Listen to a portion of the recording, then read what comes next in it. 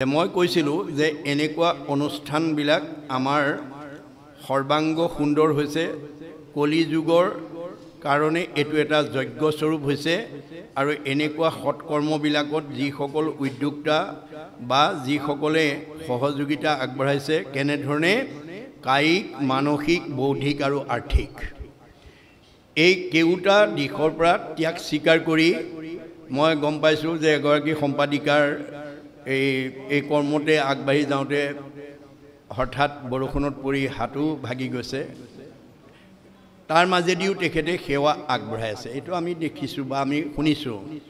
গতিকে ভগৱন্তই কৈছে মোৰ কামলৈ যদি তুমি এটা খোজ আগবঢ়াব পাৰা এই জন্মত প্ৰতিটো খোজৰ মূল্য এটা এটা অশ্বমেধ যজ্ঞৰ সমান পুণ্য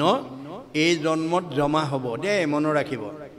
আমি এই জন্মত যিমানবিলাক ভাল কাম কৰিম তাৰ পুণ্যটো আমাৰ জমাহে হ'ব ই আমাক জীয়াই থাকোঁতে সুখ আৰু ভোগ কৰিব দিব ঈশ্বৰৰ প্ৰতি অনুৰাগী কৰিব আৰু পৰকালত আমাক পৰম গতি পোৱাত সহায় কৰিব যেনেকৈ এজন চাকৰিয়াল মানুহে এতিয়া এপ্ৰিল মাহত আজি এপ্ৰিলৰ লাষ্ট এই এপ্ৰিল মাহত আমাৰ এজন চাকৰিয়ালে কোন মাহৰ দৰমহা ভোগ কৰি থাকে মাৰ্চ মাহৰ দৰমহাটো এই এপ্ৰিল মাহৰ দৰমহাটো কেতিয়া ভোগ কৰিব মে মাহত ভোগ কৰিব এইটো যেনেকৈ বাস্তৱ সত্য আমাৰ জীৱবিলাকে তিনিটা কৰ্মফল প্ৰাৰব্ধ আৰব্ধ অনাৰব্ধ প্ৰাৰব্ধ মানে পূৰ্বজন্মৰ পুণ্য লৈ 2 নম্বৰ পাৰ্বতী গাঁৱত যিসকল গৃহস্থীয়ে বাস কৰিছে যি বেছি পুণ্য লৈ আহিছে সি পাৰ্বতী গাঁৱৰ চাৰিসীমাতে থাকি চবতকৈ ওপৰত থাকিব দেই মনত ৰাখিব মধ্যম পুণ্য লৈ অহাজনে মধ্যমত থাকিব আৰু কম পুণ্য লৈ অহাজন কমত থাকিব আৰু এই জন্মত কৰা পুণ্যটো পিছৰ জন্মলৈ লৈ যাব এই চকৰিটোকে ঘূৰাই আছে চক্ৰবত পৰিৱৰ্তনতে দুখানিছ সুখানিছ ভাগৱতত কৈছে নকৰিও জন্ম বিথা শুনা ইটো কৃষ্ণ কথা ফুৰা ৰাম নাম গলে বান্ধি ঐত আয়ু পাতব হৈলে ঘূৰ পৰ লোকে গইলে আকে লাগি মৰিবাহা কান্দি আজি আপোনালোকৰ পাৰ্বতী গাঁৱত বসবাস কৰি থকা বহুতে কান্দি আছে ভাগৱতৰ মতে কি কাৰণে কান্দিছে অৰ্থনীতিয়ে কৈছে অভাৱ অসীম নিৰ্দিষ্ট অভাৱবিলাক সীমিত মুখ্যতম অভাৱ তিনিটা অন্ন বস্ত্ৰ সংস্থাপন পাৰ্বতী গাঁৱত বাস কৰি থকা কোনোবা গৃহস্থীয়ে মনে ভবা মতে এসাঁজ নিজে খাব নোৱাৰাৰ কাৰণে ল'ৰা ছোৱালীক খুৱাব নোৱাৰাৰ কাৰণে কাষৰ মানুহঘৰে আজাদিত নিজেও খাইছে ল'ৰা ছোৱালীকো খোৱা দেখি অভাৱীজনে কান্দি আছে বস্ত্ৰ সমাজৰ লগত খাপ খোৱা এযোৰ বস্ত্ৰ মনে ভবা বস্ত্ৰ নিজে পিন্ধিব নোৱাৰাৰ কাৰণে ল'ৰা ছোৱালীক পিন্ধাব নোৱাৰাৰ কাৰণে ওচৰৰ মানুহঘৰে নিজেও পিন্ধিছে ল'ৰা ছোৱালীকো পিন্ধা দেখি অভাৱীজনে কান্দি আছে এতিয়া বিজ্ঞানৰ যুগ এতিয়া মানে বস্তুবাদৰ যুগ এতিয়া আপোনাৰ ছুইচ টিপিলেই ফেন ঘূৰিব লাগে ছুইচ টিপিলেই গীৰ্জাত পানী গৰম হ'ব লাগে ছুইচ টিপিলেই আপোনাৰ পোহৰ আহিব লাগে কোনোবাই সকলো অভাৱ পৰিপূৰণ কৰি এই 2 নম্বৰ পাৰ্বতী গাঁৱত বাস কৰিছে কাষৰ মানুহঘৰে তেওঁৰ দৰে অভাৱবিলাক পূৰণ কৰিব নোৱাৰাৰ কাৰণে কান্দি আছে ইত্যাদি ইত্যাদি এয়া আমাৰ কৰ্মফল মনত ৰাখিবা দেই কৰ্মফল গতিকে আমাৰ ভাগৱতত কৈছে এই জন্মত তুমি যদি ভাল কৰ্ম কৰা তোমাৰ এই জন্মত পুণ্য হ'ব সুখ হ'ব ভোগ হ'ব উন্নতি হ'ব শান্তিত থাকিবা আৰু পৰকালত সদ্গতি পাবা এনেকুৱা ভাল কাম কৰিলেও যদি কোনোবাই বিৰোধিতা কৰে যিসকলে এনেধৰণৰ অনুষ্ঠানৰ বিৰোধিতা কৰে সেইসকলৰ অৱস্থা কি হ'ব অকণমান কৈ যাব এতিয়া আপোনালোকে যিসকলে এই দুদিনীয়া কাৰ্যসূচী অনুষ্ঠিত কৰি গাঁৱৰ উঠি অহা যুৱক যুৱতীকে প্ৰমুখ্য কৰি বিভিন্ন স্থানৰ ভকতক মাতি আনি এই 2টা দিন গাঁও কৃষ্ণৰ গুণনাম লোৱা গীত গোৱা মানে বাদ্য জনোৱা মানে অভিনয় কৰাৰ পৰা ধৰি যিখিনি সৎ কাম কৰিছে এইখিনি পুণ্য আপোনালোকৰ অক্ষয় ৰূপে যাব কিন্তু এনেকুৱা ভাল কাম কৰোঁতে যদি কোনোবাই বিৰোধ কৰে তেওঁ পাপ হ'ব পাপ আয় পৰপীড়ন ভগৱানৰ 2টাই সৃষ্টি এটা আন্ধাৰ এটা পোহৰ এটা দিন এটা ৰাতি এটা সুখ এটা দুখ এটা সত্য এটা অসত্য এটা ভক্তি এটা মায়া টপ টু বটম 2টা আপোনাৰ এই কামটোত যিবিলাকে সঁহাৰি জনাইছে উদগনি দিছে তেওঁলোকৰ পুণ্য হ'ব পৰোপকাৰে পুণ্য অনুষ্ঠানটো সৰ্বাংগ সুন্দৰ হ'বৰ কাৰণে যিসকলে কায়িক মানসিক বৌদ্ধিক আৰ্থিক সৰ্বতোপ্ৰকাৰ ত্যাগ কৰি সহায় কৰিছে তেওঁলোকৰ পুণ্য হ'ব আৰু যি লোকে বিৰোধ কৰিছে পাপ আয় পৰপীড়নম তেওঁলোকৰ পাপ হ'ব সৎ কামত যি বিৰোধ কৰিব তাৰ পাপ হ'ব আপোনাৰ মোক বিৰোধ কৰাটো সৰু কথা শংকৰদেৱে ধৰ্ম জগতৰ গুৰু ত্ৰিভুৱন বন্দন দেয়কী নন্দন জুহৰি মাদল কংস জগজন তাৰণ দেৱ নাৰায়ণ শংকৰ তাকেৰি অংশ কৃষ্ণই শংকৰ ৰূপে আহি জগতত ধৰ্ম প্ৰচাৰ কৰিবলৈ যাওঁতে এছামে বিৰোধ কৰিছিলে কি কৰিছিলে কেঁচুমতা দলিয়াইছিলে ফৰমুঠি দলিয়াইছিলে তেতিয়া গুৰুজনে তেওঁলোকৰ প্ৰতিবাদ নকৰি কি বুলি ক'লে হেৰা ভকতসকল যোৱা সেই কেঁচুমতাকেইটা বুটলি আনা আমাৰ ঠাই মুচিবলৈ হ'ব খৰিকেইডাল লৈ আহা আমাৰ চাহ জলপান বনাবলৈ হ'ব বিৰোধ কৰা নাই দেই বিৰোধ কৰিলে কিন্তু আপোনালোক একেই হৈ যাব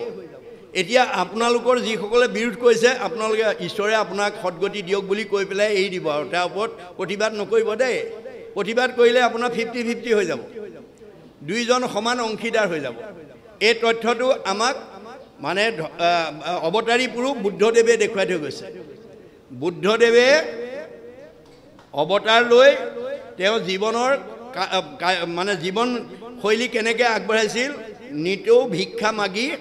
তেওঁ জীৱন আগবঢ়াই নিছিলে বুদ্ধদেৱৰ ভিক্ষা মগাৰ বৈশিষ্ট্য কি আছিলে মানে ৰাতিপুৱাৰ পৰা গধূলা খোৱালৈকে প্ৰয়োজনীয় যিখিনি দ্ৰব্য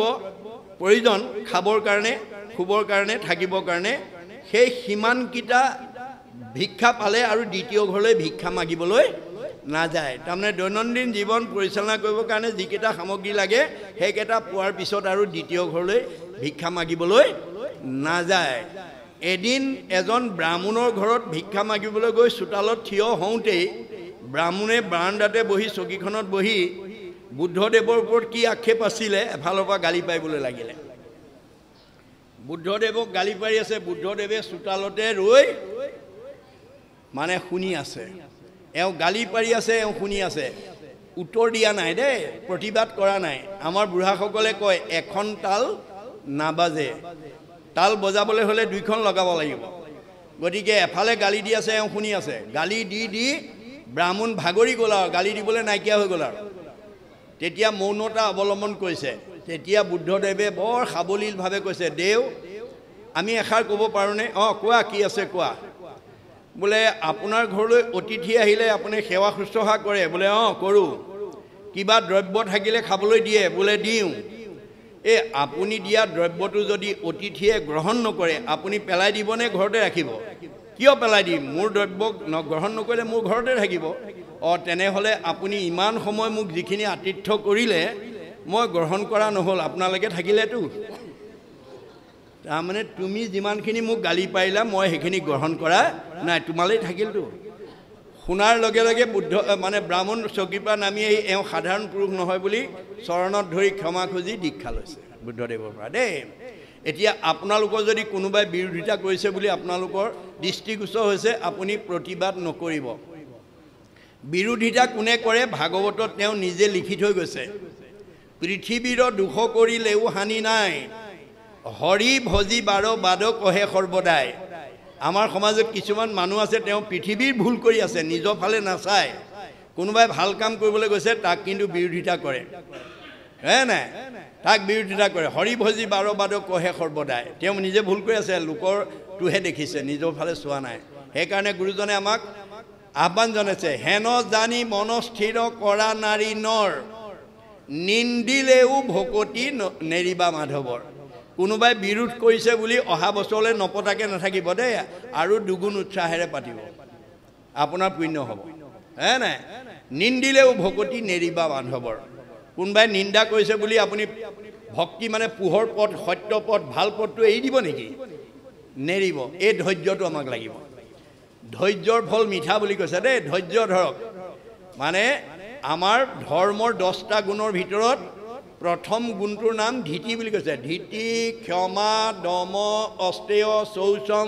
ইন্দ্ৰিয় নিগ্ৰহ ধী বিদ্যা সত্যম অক্ৰোধ দশকম হি ধৰ্ম লক্ষণ এই 10টা গুণ ধৰ্মৰ যাৰ প্ৰহ্লাদৰ দৰে 100% 100% যাৰ থাকিব সি প্ৰহ্লাদৰ দৰে খুটাতে উলিয়াই দিব পাৰিব ৰাখে হৰি মাৰে কোনে মাৰে হৰি ৰাখে কোনে হৰিয়ে নাৰাখিলে জৰিয়ে ৰাখিব এই বিশ্বাস লাগিব দেই এই বিশ্বাসেৰে আপোনালোকে কাম কৰিব গতিকে ধৰ্মৰ এই 10টা গুণ যাৰ থাকিব ধৰ্মই তাক ৰাখিব তে প্ৰথম গুণটো হৈছে ধৈৰ্য আপোনাক কোনবাই বেয়া বুলি সমালোচনা কৰিব পাৰে আপোনাক কোনবাই বেয়া বাক্য ক'ব পাৰে কোনবাই বেয়া ব্যৱহাৰ কৰিব পাৰে আপুনি অধৈৰ্য নহব কাৰণ ভগৱন্তৰ সৃষ্টিত ভাল আৰু বেয়া দুটা আছে ভাল কাম কৰিলে সৎফল বেয়া কাম কৰিলে বেয়া ফল ভগৱানে তাক দিব আপুনি নিজে প্ৰতিশোধ কৰিবলৈ নাযাব ঈশ্বৰক দি দিব প্ৰভু তোমাক দিলো বিচাৰ তুমি কৰিবা বস 100% বিচাৰ কৰিব ভগৱন্তই আপুনি তাৰ কাৰণে চিন্তা কৰিব নালাগে ভগৱন্ত ভকত বৎসল ভকতৰ কথা তেওঁ পেলাব নোৱাৰে যাবৰ সময়ত কৈ থৈ গৈছে ব্ৰহ্মা হৰ হল ইদ লক্ষ্মী প্ৰিয় জায়া মই ব্ৰহ্মাকো ভাল পাওঁ বলভদ্ৰকো ভাল পাওঁ শিৱকো ভাল পাওঁ এওঁলোক তিনিজনতকৈ মই মানে ভাৰ্যা লক্ষীক ভাল পাওঁ লক্ষীতকৈও পৰম সুন্দৰ মূৰ দেখা ইটো কায়া মোৰ নিজৰ দেহটোক মই নিজৰ ভাৰ্যাজনীতকৈও ভাল পাওঁ আৰু মোৰ নিজৰ দেহটোতকৈও সবাতো অধিক তুমি মূৰ প্ৰিয়তম নাহি আনো বান্ধৱ উদ্ধৱ তুমি খম মই নিজতকৈও ভকতক ভাল পাওঁ আৰু সেই ভকতক যদি কোনোবাই অহিত কৰে তাৰ অপকাৰ হ'বই আৰু সেই ভকতৰ যদি আশীৰ্বাদ লয় উপকাৰ হ'বই সজনৰ আশীৰ্বাদে পায় কৃষ্ণৰ প্ৰসাদ এতিয়া কাৰো ঘৰলৈ আহি ভগৱন্তক কৃষ্ণই নকহি তোমাৰ ল'ৰা ছোৱালীকেইটা পঢ়া শুনাত ভাল হ'ব আয়ুষ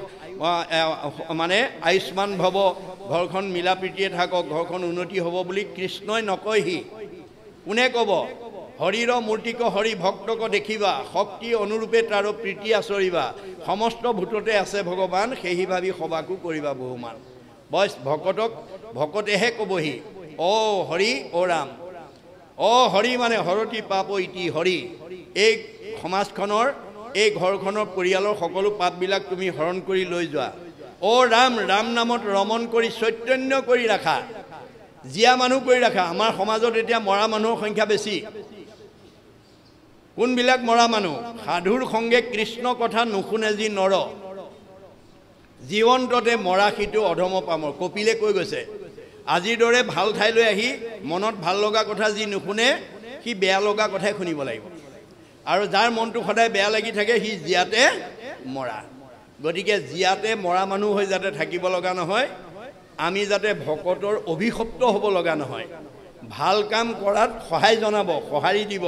উদগনি দিব প্ৰেৰণা দিব সহযোগিতা আগবঢ়াব বেয়া কামক ঘৃণা কৰিব নিন্দা কৰিব প্ৰতিবাদ কৰিব এয়াই হৈছে ধৰ্ম আৰু বেলেগ ধৰ্ম নাই গতিকে কোনোবাই যদি তেনেকুৱা নাজানি কৰিছে ভৱিষ্যতে নকৰিবৰ কাৰণে মই সেই সকললৈ আহ্বান জনাই আমি আপোনালোকৰ আজ্ঞা শিৰোগত কৰি বৈকুণ্ঠ কল্পতৰু ভাগৱত শাস্ত্ৰ আমি দয়ে পাঠ আৰু ব্যাখ্যা আগবঢ়ালোঁ ইয়াত অনেক অপৰাধ হৈ যাব পাৰে সৰ্বপৰাধ মৈখনতহে সেৱা নিবেদন কৰিলোঁ